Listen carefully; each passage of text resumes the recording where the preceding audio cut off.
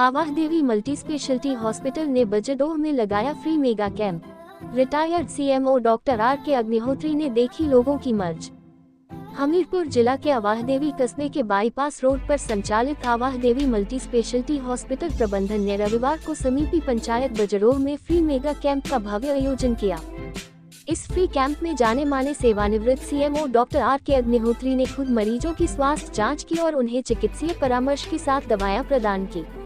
बता दें कि आवाह देवी मल्टी स्पेशलिटी हॉस्पिटल द्वारा आयोजित इस कैंप में डॉक्टर आर के अग्निहोत्री के मौजूद होने की सूचना मिलते ही काफी संख्या में लोग चेकअप करवाने यहां पहुंचे हैं।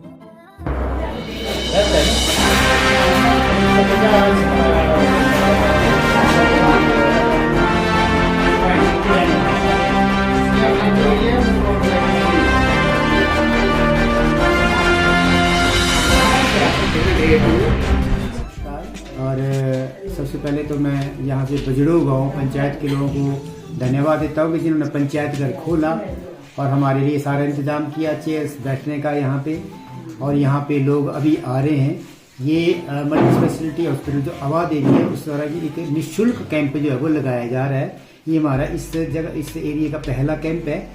और यहाँ पे हम ज़्यादातर लोगों में देख रहे हैं कि जो मुख्य बीमारियां आ रही हैं, मोटापा है, बीपी है, शुगर है, उसके बारे में चर्चा कर रहे हैं। और दवाइयों देने की बजाय हम जो हमारी दिनचर्या है और जो खान पान है उसके बारे में ज़्यादा चर्चा की जा रही है कि किस तरह से खान पान जो सुधारा जाए और ताकि आने वाले समय में जो खासकर हमारा ब्लड प्रेशर, शुगर है, ये दो बीमारियाँ मैंने देखा हमारे वैसे हिमाचल में भी, इंडिया में भी सबसे ज़्यादा पाई जाती है। बीपी कोई लगभग 22-23% लेडीज़ में बीपी की बीमारी है और 10 से 12% लोगों में शुगर है। तो लगभग 33-34% लोग हैं जो युवाओं में यही एक बीमारी जो है वो देखी गई है। तो इन दो मुख्य चीज़ पे हम फोकस कर रहे हैं और इन दोनों चीज़ों की हम जो खान पान के माध्यम से और दिनचर्या के माध्यम से किस तरह से दूर कर सकते हैं वो बता रहे हैं लोगों को। साथ ही साथ ब्लड प्रेशर टेस्ट कर रहे हैं, शुगर टेस्ट कर रहे हैं, ताकि अगर किसी का बीपी ज़्यादा है, शुगर ज़्यादा है तो उसका टाइम के हिसाब से हम उनको निवारण कर सकें। क्योंकि बीपी और शुगर की वजह से गुर्दों के रोग, आँखों के रोग, हृदय के रोग हो जाते हैं। और उन रोग अगर वो आगे बड़ी स्टेज में चले जाते हैं तो उनका इलाज करना जो है वो मुश्किल हो जाता है। किसी के गुर्दा खराब हो जाता है तो उसका कोई इलाज नहीं, फिर ट्रांसप्लांट लगता है और पूरी उम्र दवाइयाँ खानी पड़ती है, लाखों का खर्च आता है। इसी तरह अगर किसी की शुगर या बीपी की वजह से आंखों में ब्लीडिंग हो जाती है, आदमी अंधा हो जाता है, उस अंधेपन का भी कोई इलाज नहीं है अगर वो अंदर हमारा रेटिना खराब हो जाता है। तो इस तरह हार्ट की बीमारी है, लोगों को कोलेस्ट्रॉल ज़्यादा बढ़ रहा है, नसें बंद हो रही हैं, लोग स्टेंट डलवाते हैं, बाईपास सर्जरी कराते हैं। तो उन सभी चीज़ों से बचने के लिए अगर हमारा खान पान और दिनचर्या, योगा है, प्राणायाम है, आयुर्वेदिक तरीके हैं हमारे पास, मोटा अनाज खासकर उसके बारे में मैं सभी लोगों से हम बात कर रहे हैं। किस तरह मोटा अनाज जो है जिसको मिलेट्स भी हम कहते हैं, उससे खान पान के माध्यम से हम कुछ हद तक बीमारी को रोका भी जा सकता है, ठीक भी जा सकता है। और दवाइयाँ कई लोगों की छूट भी जाती हैं, कम भी जाती हैं। और हार्ट अटैक हो रहे हैं, स्ट्रोक हो रहे हैं, उस तरह की बीमारियों से भी बचा जा सकता है। और जो मुख्य मोटापा है, अब तो बच्चों में भी मोटापा आने लग पड़ा है। इंडिया में देखा जाए तो 15-18% लोगों को मोटापा जो है, ओवरवेट बच्चों में भी हो रहा है। अब माल न्यूट्रिशन होता था, पहले कमजोरी थी, अब मोटापा जो हमारी हिंदुस्तान जो है, अब मोटापे की इसमें एक महामारी आ रही है। और इंडिया में को कहा जाता है कैपिटल ऑफ डायबिटीज। दुनिया के सबसे ज़्यादा जो शुगर के बीमारी है वो भी हिंदुस्तान में ही है। ये बड़ी कोई हमें गर्व की बात नहीं है, किसी बीमारी को होना सबसे ज़्यादा होना ये कोई गर्व की बात नहीं है। हिंदुस्तान में युवा सबसे ज़्यादा, ये गर्व की बात है, युवा हमारे पास सबसे ज़्यादा। लेकिन अगर शुगर और बीपी में सबसे ज़्यादा होने लग पड़ेंगे तो ये गर्व की बात नहीं। इस चीज़ को हमने मिटाना है। इसकी शुरुआत हमने बजडोह से की है।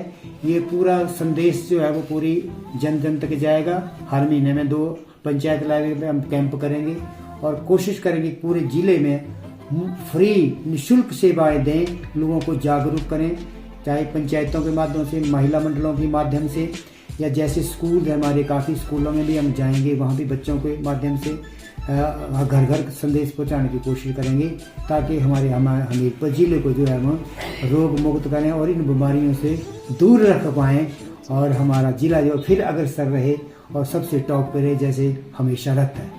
मुख्य मैंने दो बीमारी की 32% लोगों को या 34% लोगों को दो बीमारियां मुख्य पाई जाती है हमीरपुर में। पहला है ब्लड प्रेशर जो कि 23 से 24% युवा मतलब अडल्ट लोगों में पाया जाता है जो सर्वे है हिमाचल का, और दूसरा है शुगर जो कि 10-12% लोगों को शुगर की बीमारी। तो ये अब बीपी भी चेक करें पेशेंट का और शुगर भी चेक करें।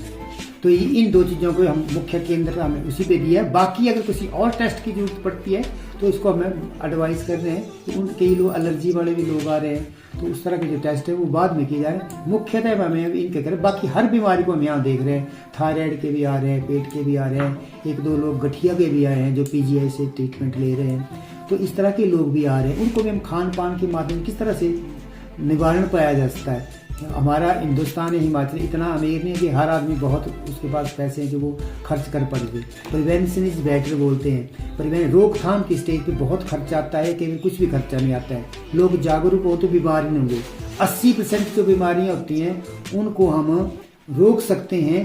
खान पान ये दिनचर्या हमारी अगर ठीक हो, अगर हमारा खान पान ठीक नहीं है, सही नहीं है, दिनचर्या ठीक नहीं है, तो हमारे आने वाले टाइम में जैसे अमेरिका में 80% लोगों को नॉन कम्युनिकेबल डिजीज है तो कहते हैं कि 2050 तक हमारे भी यहाँ यही हालत हो जाएगा। अभी यहाँ 34% है, हम भी 70-80 पे पहुंच जाएंगे। संदेश यही रहेगा कि जैसे हमारा जो खान पान है उसको सही किया जाए।